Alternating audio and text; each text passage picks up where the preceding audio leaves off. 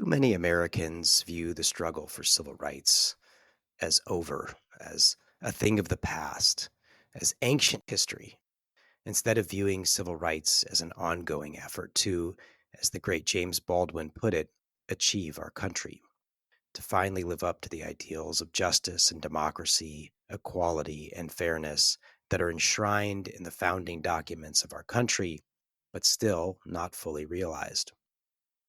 One of the areas where we see the biggest injustices and the clearest manifestations of modern day racism is with pollution, environmental racism. Ports, refineries, fossil power plants, chemical manufacturing, landfills, I could go on, are to this day disproportionately cited in communities comprised mostly of Black, Latino, and/or Indigenous people. One of the very first researchers in the world on this topic is right here in Texas, Dr. Robert Bullard of Texas Southern University and the eponymous Bullard Center for Environmental and Climate Justice. His groundbreaking research in the 1970s showed that over 80% of landfills in Houston were sited in Black communities, even though the population of Houston at the time was only 25% of the total population. He extended his analysis to Dallas, to Cancer Row in Louisiana, and beyond, and found the same pattern. Long after the practice was illegal, redlining, banks literally drawing red lines on a map, forced Black and Hispanic Texans into areas with higher pollution, and through restrictive covenants ensured that suburbs, blissfully far away from industrial facilities, would remain all white. Obviously, the most egregious of those practices do not continue, but the legacies of those practices are still very much with us today. Dr. Bullard and I talked about the efforts to address historical injustice and environmental racism and how some refuse or seem incapable of acknowledging its existence. We also talked about how to talk about environmental justice in a way that broadens the tent, that brings people in instead of putting them on the defensive, including focusing on the benefits to everyone that occur when environmental injustice is addressed. Too much of the discourse around environmental racism and justice comes down to us and them. There is no them. It's only us. And our failure to see it that way hurts all of us. When pollution is reduced anywhere, we all benefit in lower healthcare costs and clean air and water for all. I learned a lot from this conversation and from Dr. Bullard's foundational text, Dumping in Dixie, which I highly recommend everyone read. I look forward to having more podcast episodes like this one in the future. As always, please let me know your thoughts and suggestions for the podcast in the comments. Please leave a 5-star review on Apple Podcasts or wherever you listen. And while this episode is free, about half of our episodes are for paid subscribers only. Please become one today at douglewin.com. That's DOUGLEWIN.com. Thank you for listening. Have a great day. Dr. Bullard, welcome to the Energy Capital Podcast. It's a privilege and honor to have you here. Thank you so much.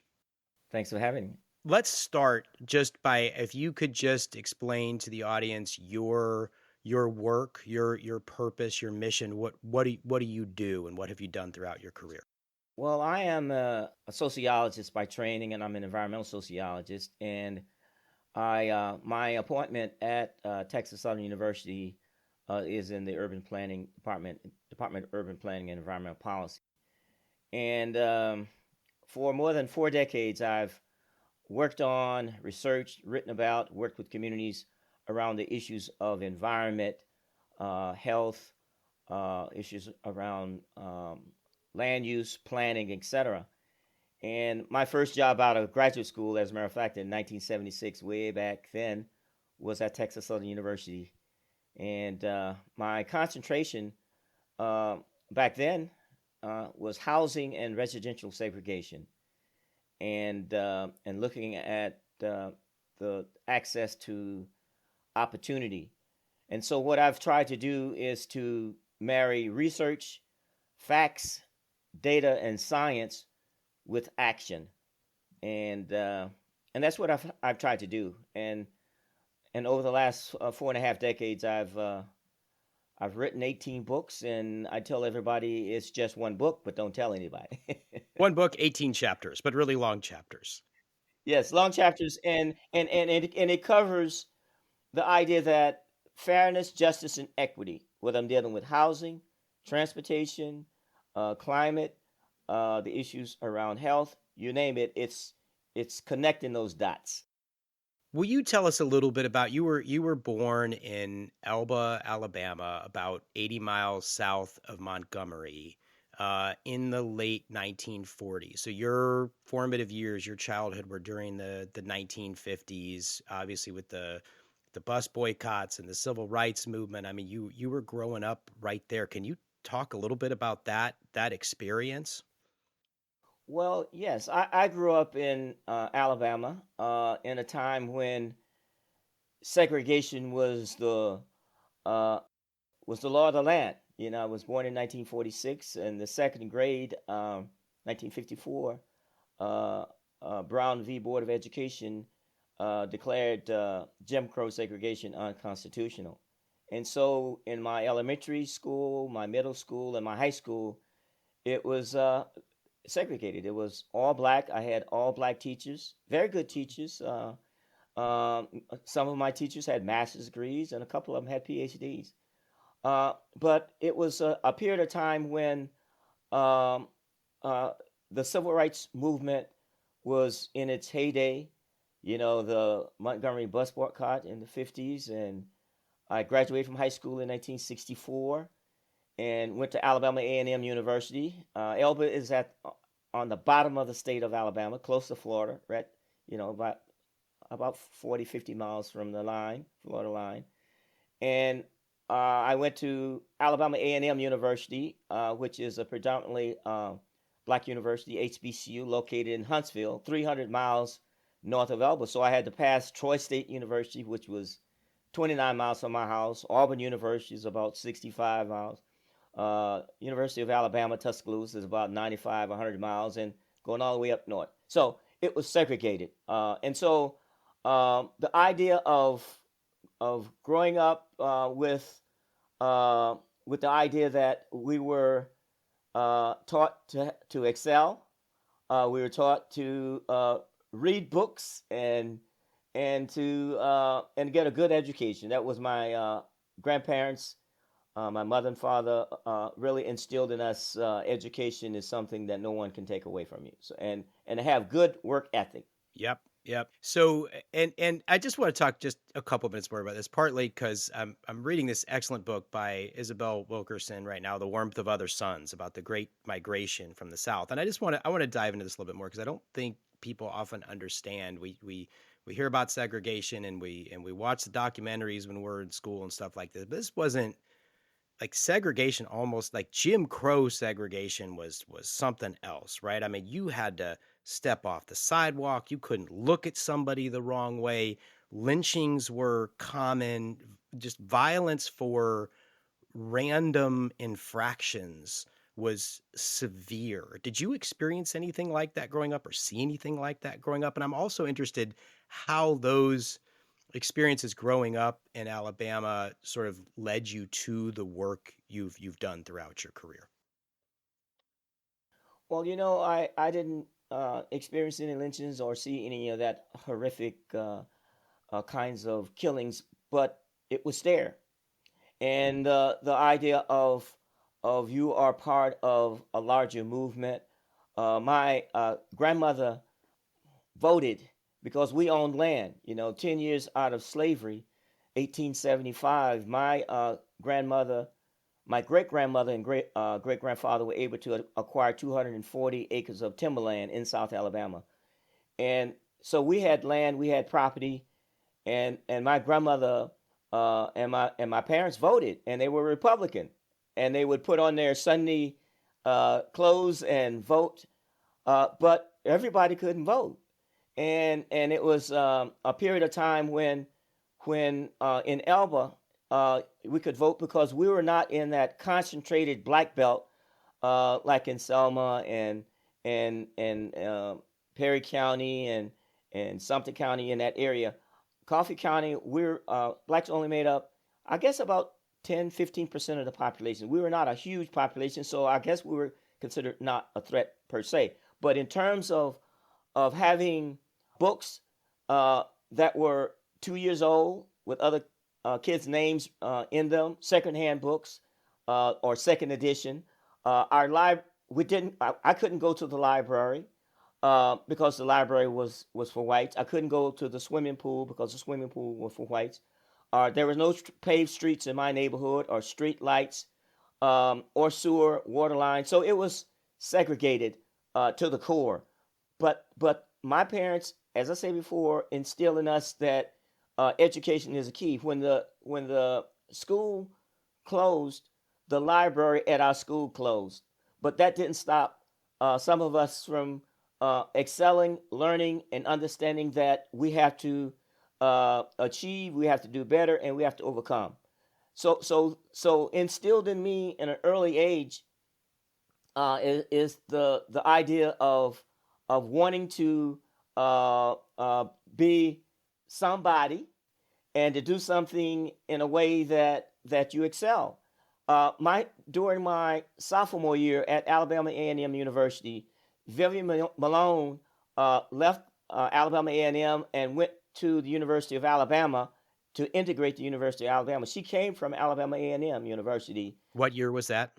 That was 1965, and that was the same year that the 1965 Voting Rights Act, and the Edmund Pettus Bridge. I was in college during all of that time, and we would participate in marches and demonstrations, but at the same time, the the whole atmosphere around us was one of horrific uh, oppression.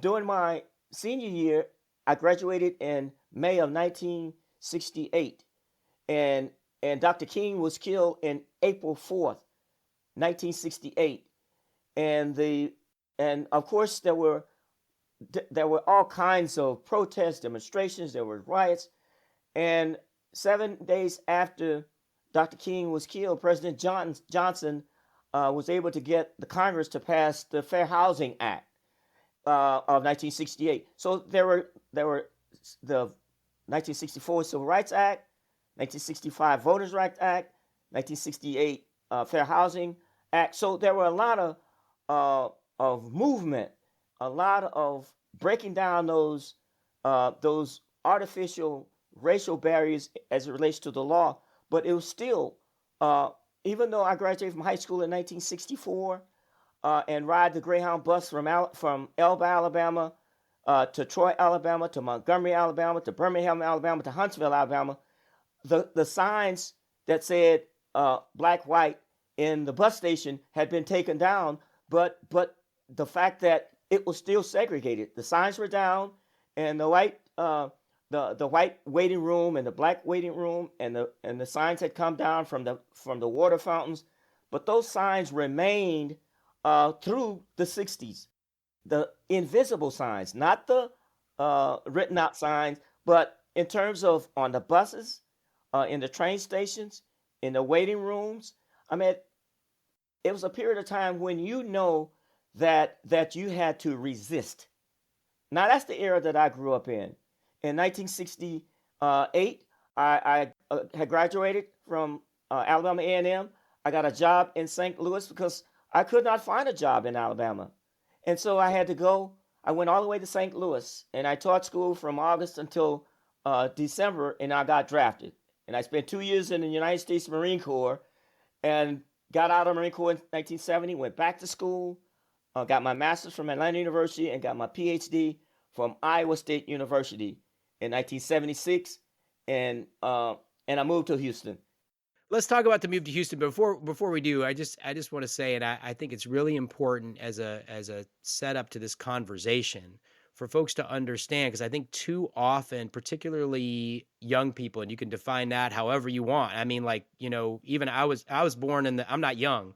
I was born in the 1970s, right? So, growing up in the 80s and 90s, you don't see the overt racism. And so sometimes the under the, like, let's call it more, sometimes it's not subtle at all. So maybe that's the wrong word, but the more sort of systemic racism, you don't necessarily see it. It's not often pointed out, but to think that you are a man who has lived a quarter of your life before the civil rights era. A lot of times people think this is so long ago. It's not that long ago. In the course of history, it's like it's just a minute ago, Yeah. right? So Yeah. so this is, I think, what has in my view anyway, what has defined your career is bringing this awareness that there are patterns of discrimination. So you talked about housing.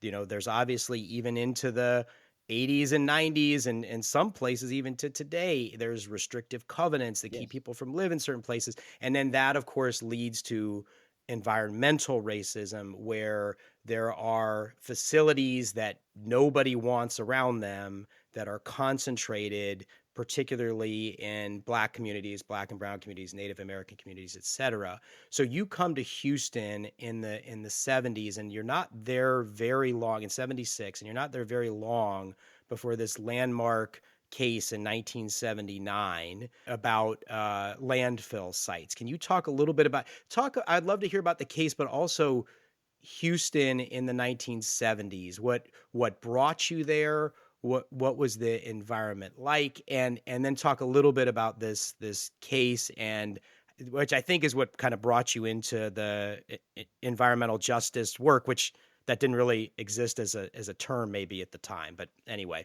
talk a little bit about Houston in the late 70s, if you would. Yeah, well, Linda McKeever Bullard and I, my wife at the time, moved from Michigan in 1976.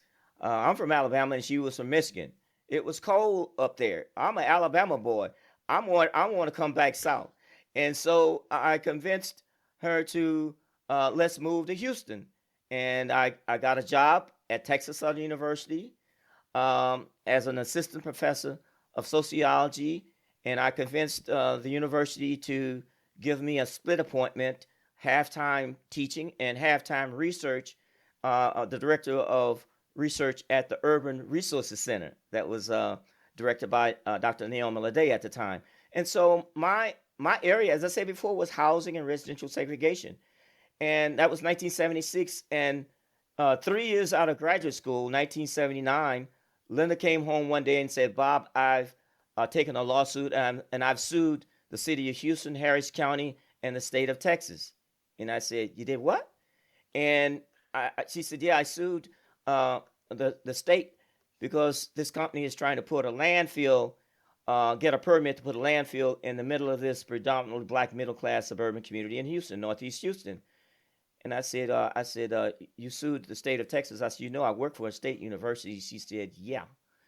And so she said, I just filed a temporary restraining order to try to stop this permit, and I need somebody to do a study and look at and find where all the landfills, incinerators, garbage dumps are located in Houston from the very beginning.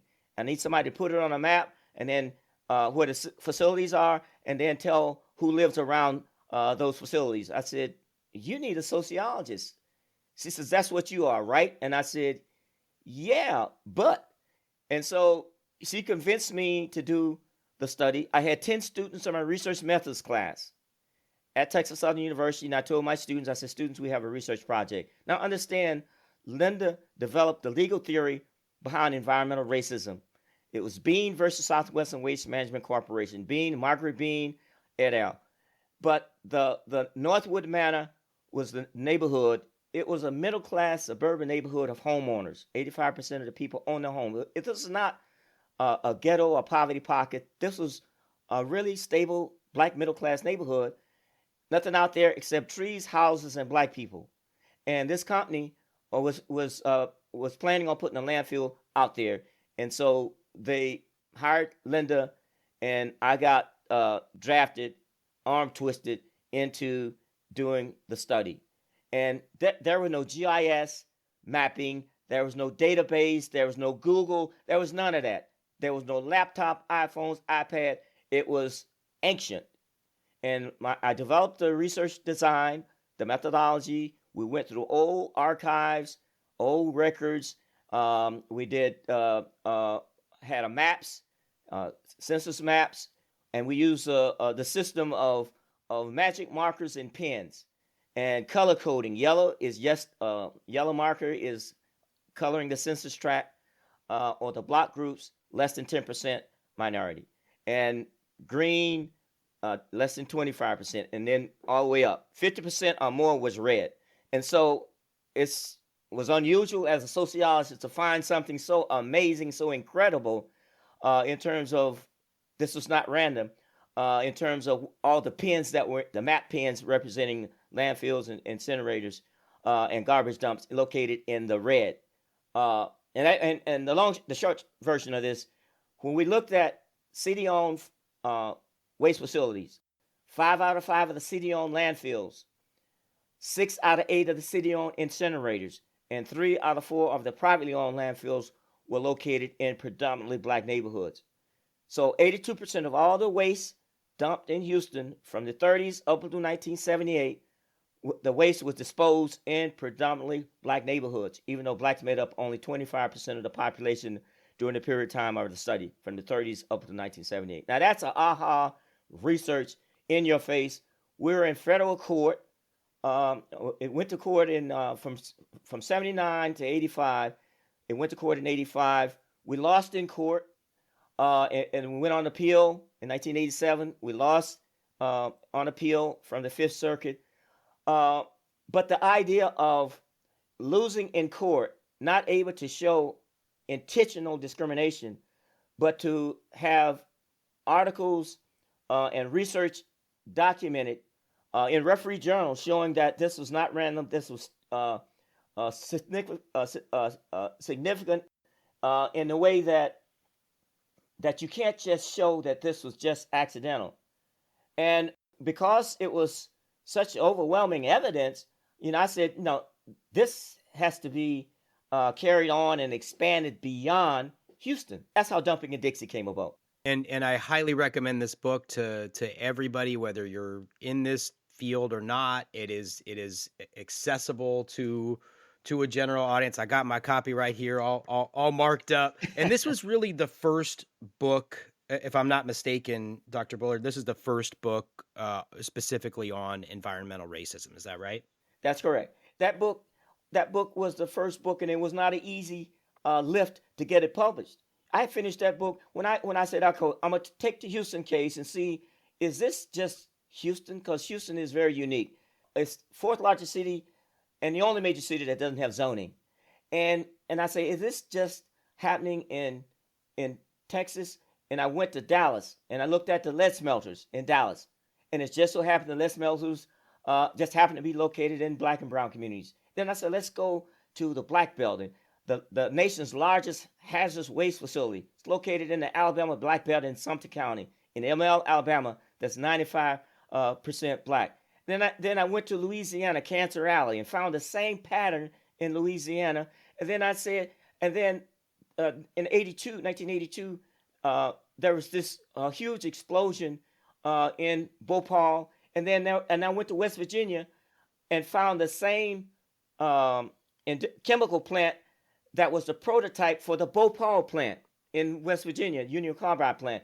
And so I had Institute West Virginia, and a lot of people didn't even know there were black people in West Virginia. Well, black people in West Virginia, in that little area in the Kanawha River Valley, had been there since the 1860s, when West Virginia broke away from Virginia and was not to become a slave state, and a few black people followed freedom. So West Virginia, Cancer Alley, Dallas, the Alabama Black Belt, and Houston, that formed the basis for Dumping in Dixie. I finished the book in 1989. I couldn't get a publisher. I got nasty notes back from publishers saying, well, there's no such thing as environmental racism. The environment is neutral, and that everybody is experienced the same. Everybody's treated the same. And then I lucked out. I guess I say luck, but it was to be a publisher in Boulder, Colorado, Westview Press. And if you've never been to Boulder, there's something different about Boulder. Mountain high air, bean sprouts, tofu, marijuana. They published my book, and Westview Press made it a textbook, and it got adopted across universities and colleges across the country, and it took off as the book for the issue around environmental justice, environmental racism. That was 1990. So I think there's a lot of people that would listen to this or listen to you and say, okay, well, that was 1990. Obviously, we're only, a decade or two removed from the civil rights era, but here we are in 2024. Clearly this kind of thing doesn't persist through to the present day. And I want to read you a quote. It was a year and a half ago before the legislative session. For folks that don't know about this, there is something called the Sunset Advisory Commission, and they look at every state agency top to bottom, and they do a review. And they looked at the Texas Commission on Environmental Quality, the state level EPA in Texas, and they wrote their report saying too many people feel that the agency is not responsive to the needs of the people. It's too protective of industry. And at the hearing where they presented some of their findings, a lot of folks came from Houston to testify, and they talked about environmental racism. And the chairman of the TCEQ got up to speak and was asked by the senator from Houston, Boris Miles, about environmental racism. And he did acknowledge, and the wording is interesting here, a history of discrimination, right? The suggestion being history. It's in the past. And then he said, environmental racism, I'm not sure what to do with that term. And I found that really striking, that after 40 years of scholarship on this, and it's obviously not just you're a leader in this, but there's scholarship all over the place at almost every, not just institutions of higher education, but there's wide awareness about this. And it was kind of striking to me that the head of the environmental organization for Texas didn't know what to do with that term. Can you talk about, A, what would you say to him? And B, how is environmental racism different, and how is it the same from what you saw when you were starting in this field in the 1970s? Well, Doug, we have to understand that environmental racism occurred in Houston in the 70s when we were looking at the Houston solid waste landfill studies, and it exists today in 2024. And it's taken different forms, and if you track the segregating housing, the racial redlining that occurred in the 30s, and you take those same maps and then you overlay which communities are more prone to having more industrial pollution and health threats, the areas that are more prone to flooding, the areas that have more permitted facilities, and the areas that have less green canopy, green space. And they are called urban heat islands. The areas that have fewer grocery stores. This is real, and I think the fact that TCEQ, even to this day, does not acknowledge the policies and practices that have been put in place over the decades, and how when they grant permits, and oftentimes those permits get approved, and it's almost as if somehow TCEQ has never met a permit that it didn't like or didn't say was approved. Just a week or so ago, there was a permit application for an expansion of the Hawthorne landfill in Carverdale in Northwest Houston. And that permit was being favored to be granted by TCEQ, but the Carverdale residents and their allies had a public hearing in 2022 in June, and a number of us testified, and I presented testimony to TCEQ commissioners that said Carverdale had hosted involuntarily a landfill. It was construction and debris landfill, C&D landfill, type 4 landfill, for 45 years. 45 years. And here this company wanted to get an expansion permit to extend it for another 46 years. So they're talking about 91 years for this community to have lived with a landfill.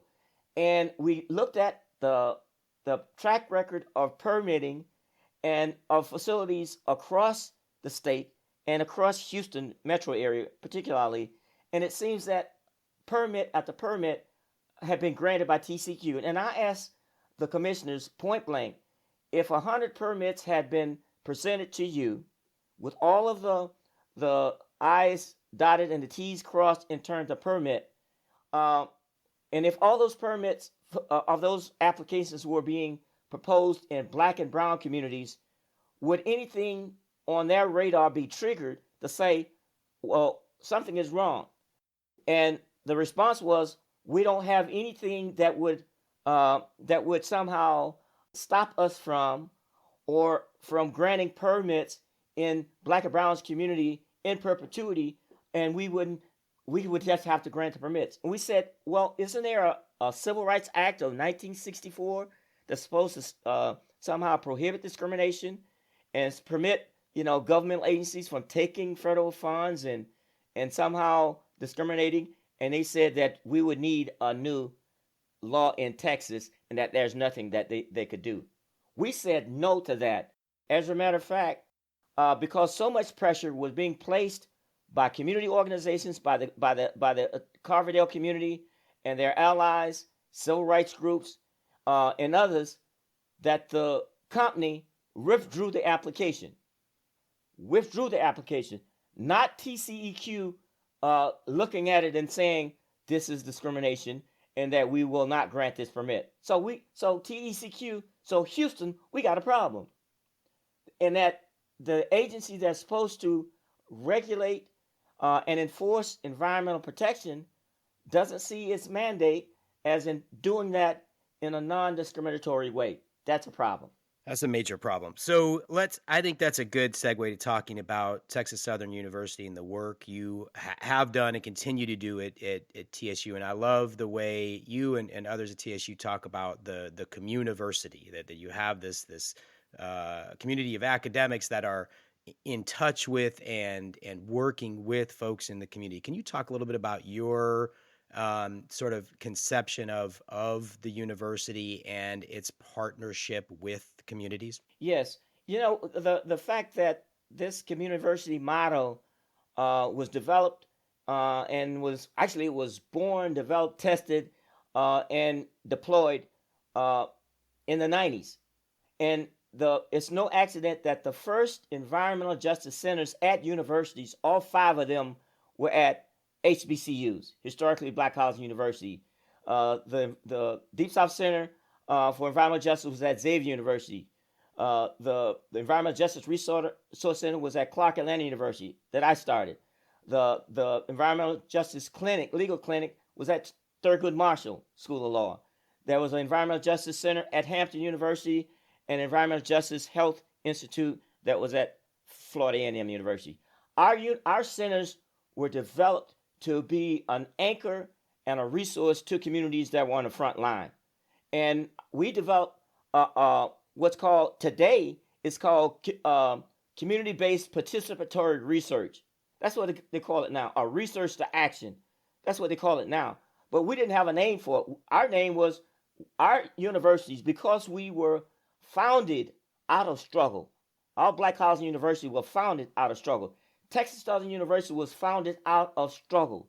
Thurgood Marshall School of Law was founded because Heman Sweat, a black man, was not allowed to go to the University of Texas.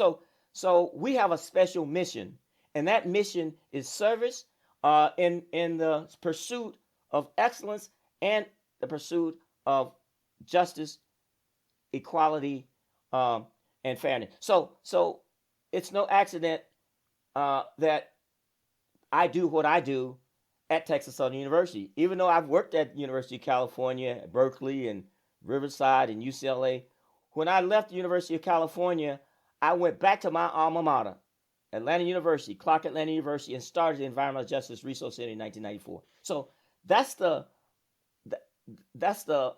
I guess the underpinnings of why we do what we do at Texas Southern University in the Bullard Center for Environmental and Climate Justice. Now, I was doing this before we had a center at TSU. I came back to Houston in 2011 as dean of the Barbara Jordan Meeker Legal School of Public Affairs. I did that for 5 years, and then we got a call from a foundation that said we want to give you some money for you to start a center, and we want the center named in your honor. And I said, okay. And so our center basically do the things that we were doing at Clark Atlanta University in Atlanta, but on a more expansive basis. And the idea that you can do a lot with money, you'd be surprised how much you can do with money. And you can have good staff, good graduate students, postdocs, good community university partnerships, develop a consortium of HBCUs. We developed this consortium at HBCUs, and the anchor university is Texas Southern. Yeah. It's interesting, you know, in sort of like common language when people say, "Oh, well, that's just academic," right? In the pejorative sense, it's like, well, that doesn't really have any connection to people's on the ground reality. And what you're really trying to do, and I think in fairness, a lot of academics try to do this, is connect your work to outcomes, to people's quality of life, which I think is um, uh, in that context. Let's talk a little bit about the recent award that TSU and the Bullard Center just got, the Thriving Communities Award from EPA, the Environmental Grant Makers Award. Can you talk a little bit about that and what that means for the people of Houston and I think for the region, right? It's a regional grant. Yeah. Yeah. Well, the concept of the Thriving Communities Grant Makers Award is that when we were working with the Biden administration, we were talking about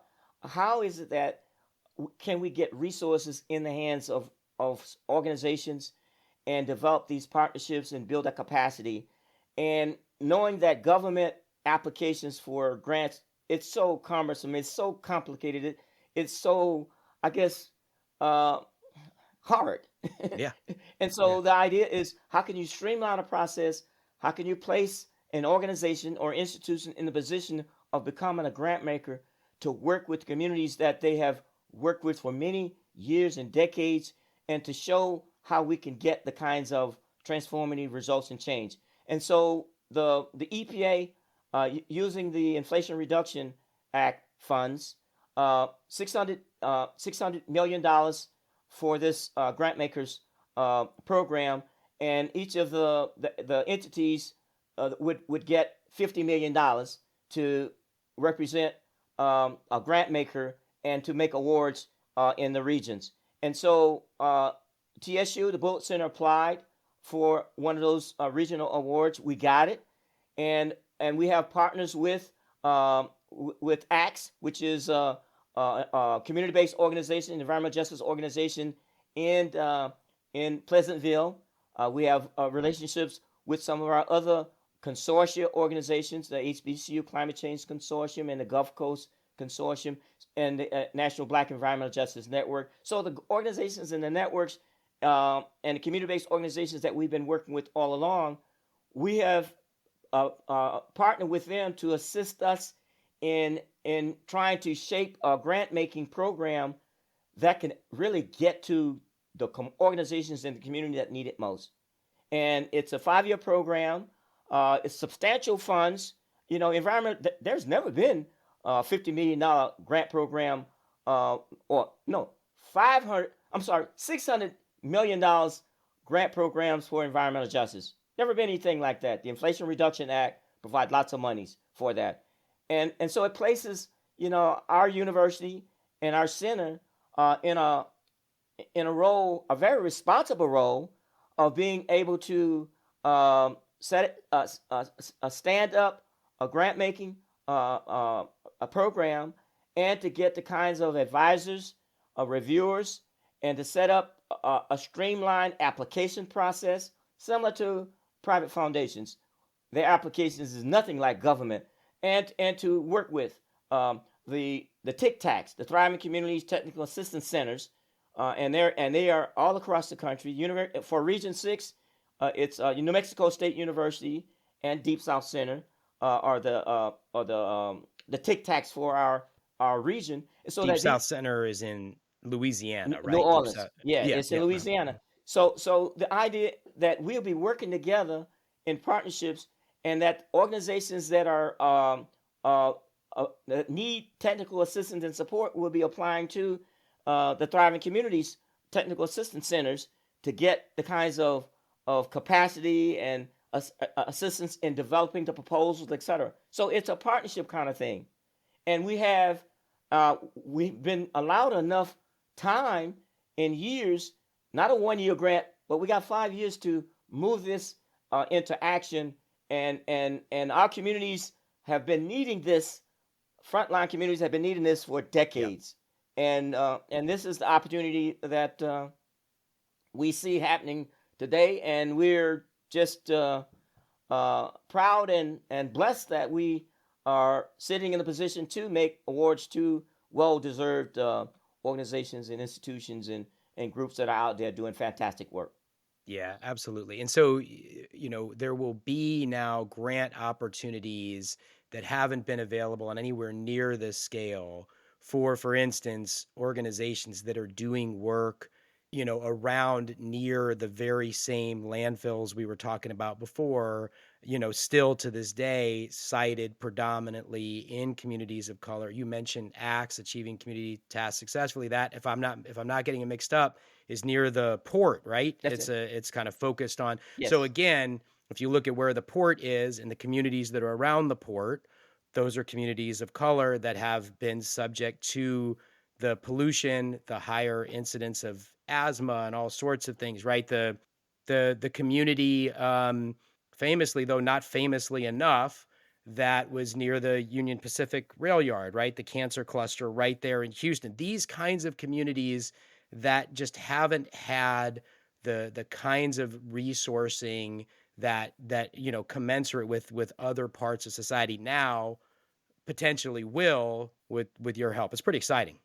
Yes. So the idea of building the capacity, assisting in the grant writing, and then building the kinds of community organization infrastructure to manage the grants and to grow their programs, to leverage the resources. And we've worked with some of our organizations for a decade, like ACTS, for example. And ACTS has been able to leverage private foundation, apply for EPA grants, get monitoring grants.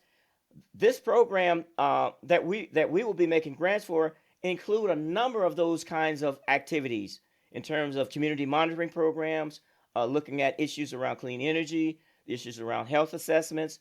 You're talking about workforce development, training. I mean, the idea that we have a lot of opportunities to fill those gaps, and for those organizations that can access this federal grant making pot of money can also build their capacity in a way to also apply for these foundation grants that are now being creating these funding hubs to work public-private partnership kinds of funding. So this is exciting times. We didn't have anything like this in the 70s in Houston, or the 80s or the 90s. And so this is an opportunity to grow young people in terms of mentoring programs for developing climate and environmental justice core opportunities for high school kids,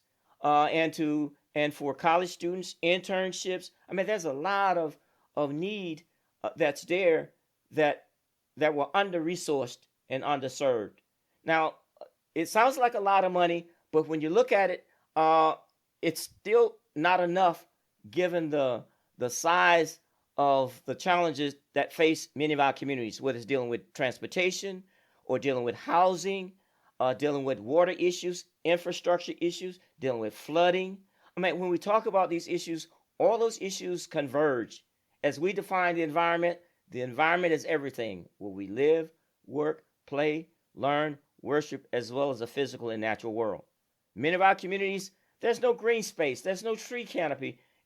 It's hot in those neighborhoods. So there are all kinds of opportunities to address those issues. Some of our neighborhoods, it's prone to flooding, so we have to make sure we start building and making our communities more climate resilient. It's cold right now, and so it means that we have to plan for these cold spells and have these heating stations. And when it gets so hot, cooling stations, and we have to build for climate resilience hubs in neighborhoods. That's money for that, for organizations that want to develop that in partnerships with city, county government. So that's what we are looking to have these programs as they stand up in terms of the regions, in terms of Region 6, but also there are national programs that's funded under this programs where the national programs got $100 million. So there are other programs where people, organizations can apply in that big pool of money, that 100 million. So that's the kind of I guess opportunity that we will be advertising, that we'll be speaking to get people, organizations, local city governments to understand in terms of our school boards, in terms of the school infrastructure, Yes. monies to implement that, in terms of clean buses, in terms of getting away from this, in terms of the port, getting our ports cleaned up. So we're moving away from the dirty diesel and getting electrifying, those kinds of facilities as well as vehicles. That's the kind of thing that we're talking about: environmental, climate, energy, justice. So exciting. There's so much there. Where I think I want to go next, because I think you're right. Like the $50 million over 5 years, it's a lot of money. It could do a lot of good, but to be successful, it's going to have to leverage other things going on in the world, right? Not it's certainly other grant sources, but also just things happening in the market, right? Happening in energy markets, happening with new technologies that are Yeah. coming in, right? So as we look at these compounding threats from climate change, obviously the experience of Harvey was devastating for the Houston area, not just Houston, Beaumont, Port Arthur, so on and so forth. The experience of Winter Storm Uri, devastating. We just continue to see these trauma upon trauma, these climate impacts that are sort of like added one on top of the other.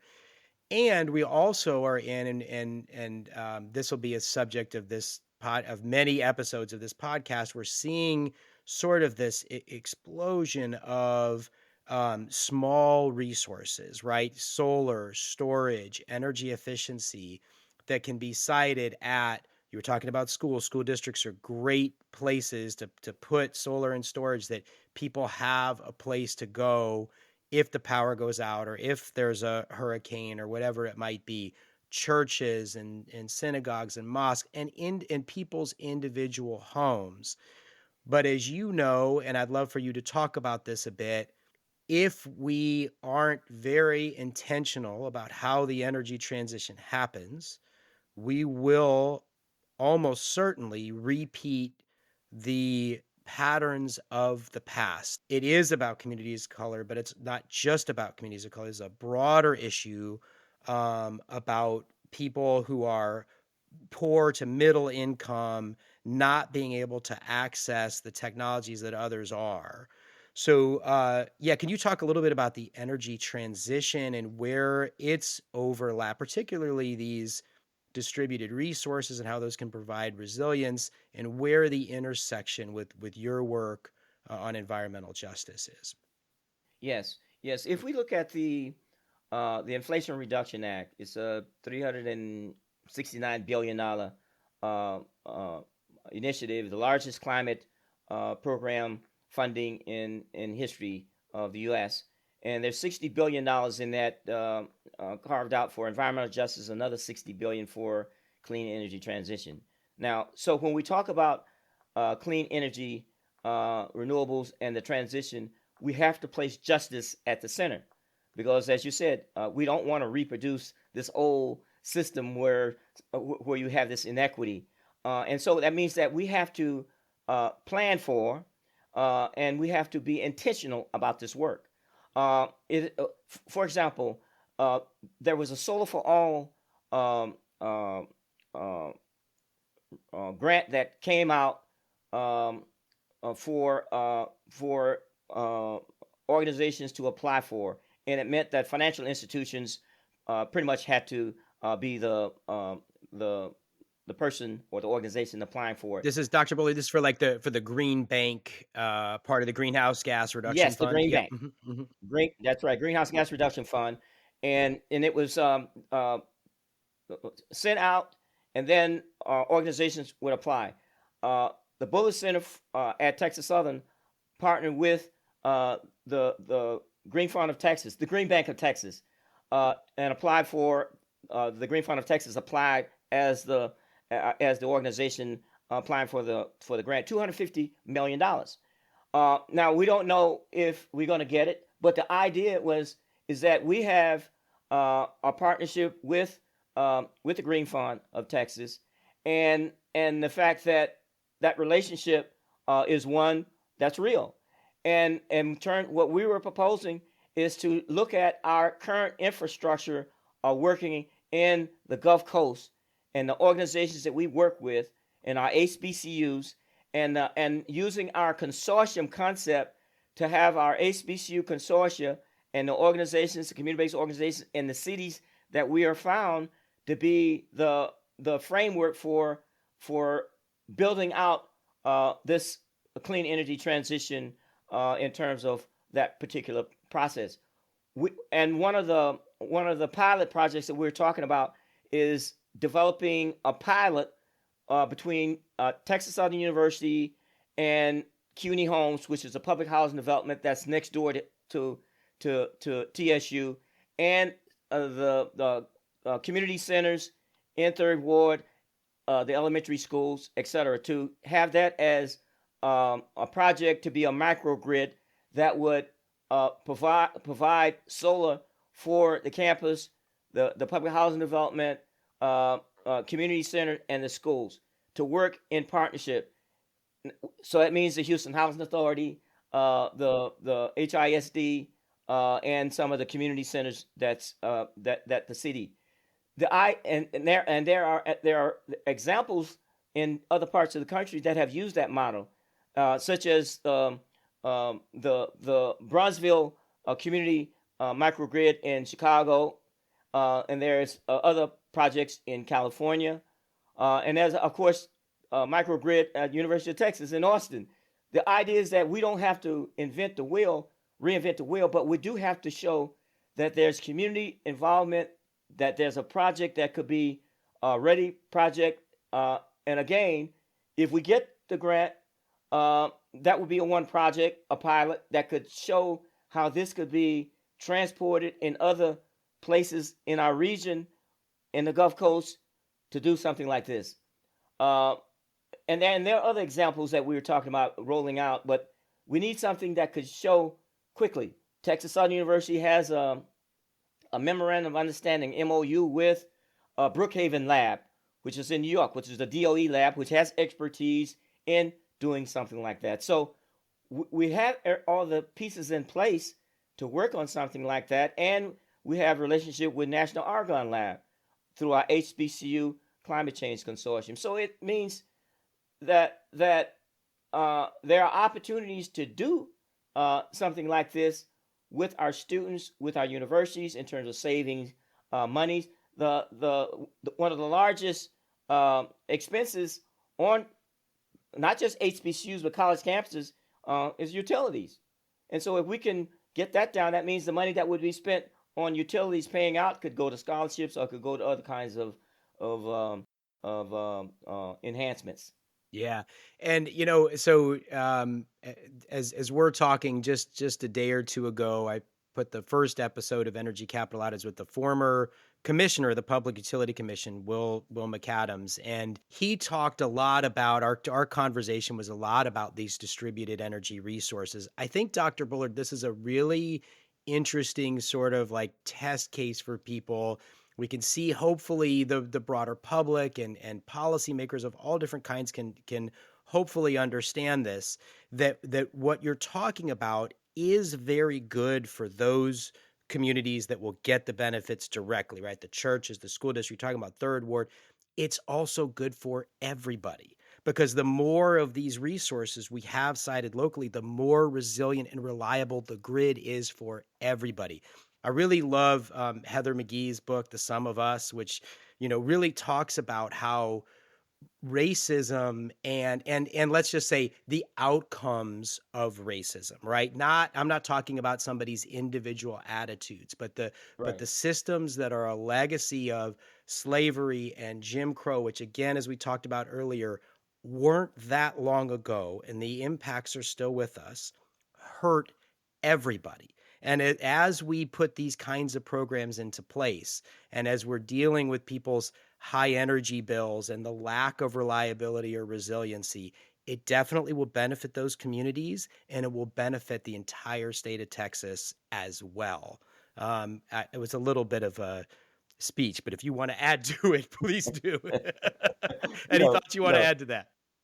Yeah, no, you're exactly right. The whole idea is that when we lift those who are have experienced the greatest amount of inequity on the bottom, and then we talk about bringing them into this whole energy, environmental, health, equity, economic justice, we're talking about basically making our society much more livable for everybody. When we talk about using electrifying school buses and getting our schools to become green schools, the kids learn. All kinds of studies show that as you start greening the schools, the kids learn, and we start reducing the pollution. Kids learn better, and so as we start building out, trees and green canopy and parks and green space and nature, kids learn. I mean, it has a lot of impacts in when we talk about behavioral issues in terms of calming kids down, but also reducing crime. I'm a sociologist, and we have lots of data on this, so that we save lives, we make communities healthier, and we make for a much more secure America. So it's the best interest of the whole country to do this now and to do it right, and to make sure that those benefits accrue to those who historically have been left out and left behind, and also make sure that we look to the future in terms of becoming a much more just, fair, and equitable society. Yeah, that's right. And it's ultimately not a zero sum game. I think that's what Heather McGee's point of the sum of us is actually these things are additive. If Third Ward is doing better, that doesn't take away from anybody else. Right. To the contrary, that actually makes everybody else stronger too. I don't know. Dare to dream. I hope we're going to be able to understand this as a society. I want to just ask you about something before we end. And I think this is important as we go forward, and as we are going to continue to talk about environmental justice and environmental racism. We have to be able to not only solve that problem, which needs to be solved, not that it will ever be solved. We need to continue to get better and better at it, but also because so many of our problems as a society are bound up in this, right? How we talk about it is important, and how we bring people in is important.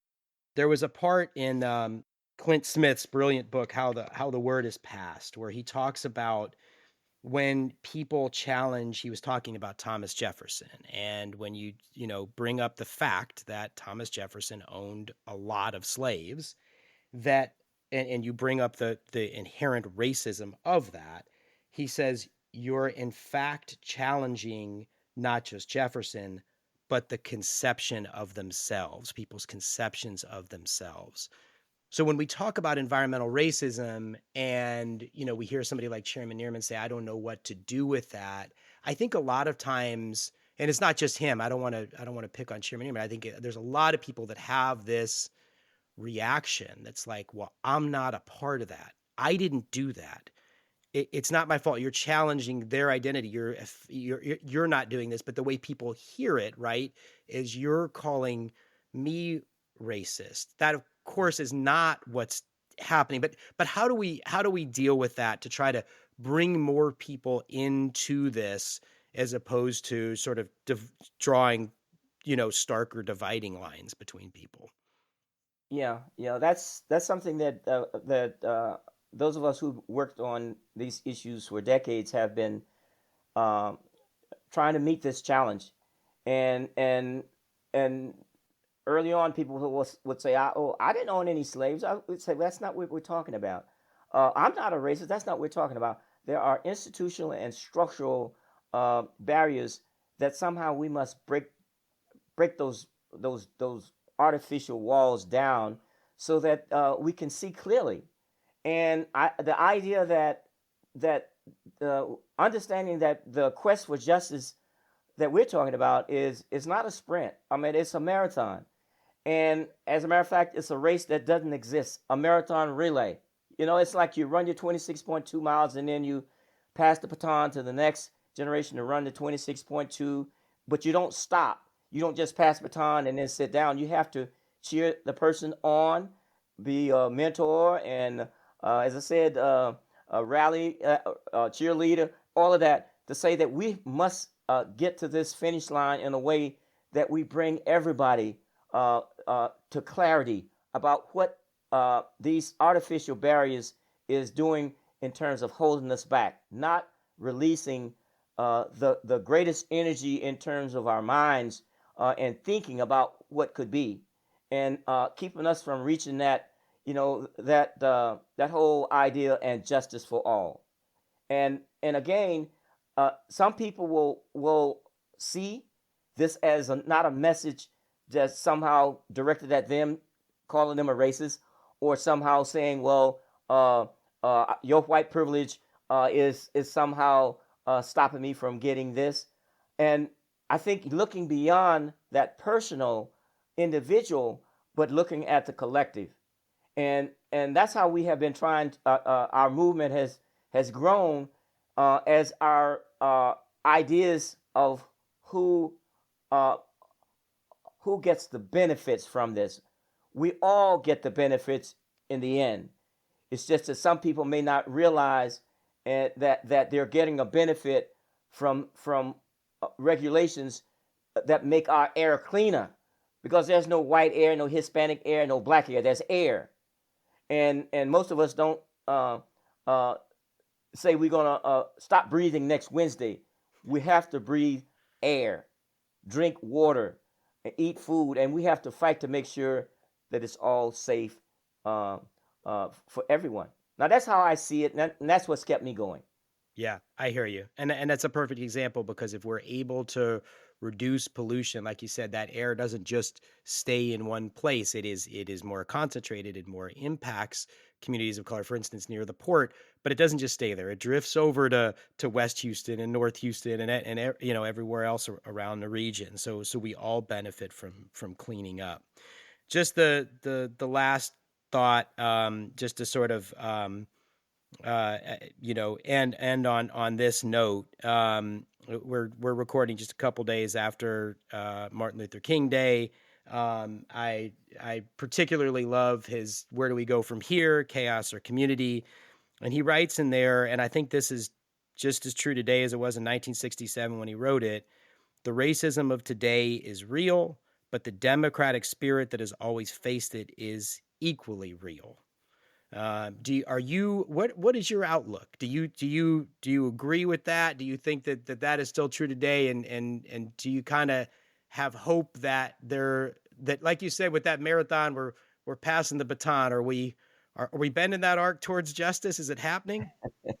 Yeah, I think our movement is bending that arc. It's still long, and I think the idea of the generational mobilization, intergenerational mobilization. I think I'm a boomer, proud of it, still standing, still fighting. But millennials and Gen X's and Zoomers, they outnumber my generation, and they are much more inclined to want to get it right and dismantle some of those artificial barriers that's holding us back as a people and as a nation. And so I'm optimistic. I think we have to keep fighting. We have to understand that environmental justice and energy justice, transportation justice, racial justice, and justice for all also means saving our democracy, Hmm. uh, basically fighting for the right to vote and the right to have our votes count. And that voting that's one of the pillars of a democracy. And if we lose that, we lose a whole lot. And so it's our justice movement is bound up in civil rights and human rights. And so we just have to fight for those rights and not let anyone or any organization somehow take it away from us or convince us somehow that that's not important. It's very important. My grandmother knew that. And when she dressed up in her Sunday go meeting clothes and voted Republican, because the Republican Party back then was much more progressive than the Dixiecrat Democratic Party. The courage of that action is almost unfathomable, and I see that courage, in you. It's been an incredible honor to talk to you. Congratulations on all the success with the Bullard Center, having your name on there. Well deserved. And thanks for all you've done over 40 years. Here's hoping you got 40 more. You look like you're like younger than me, and so hopefully you continue to carry this torch forward. And I know you're handing it off to a lot of younger people at TSU as you're continuing to do the work yourself. Looking forward to seeing what you continue to do, and thank you for all you've done and continue to do. Thank you very much. Thank you for listening to the Energy Capital Podcast. I hope you enjoyed the episode. If you did, please like, rate, and review wherever you listen to your podcasts. Until next time, have a great day.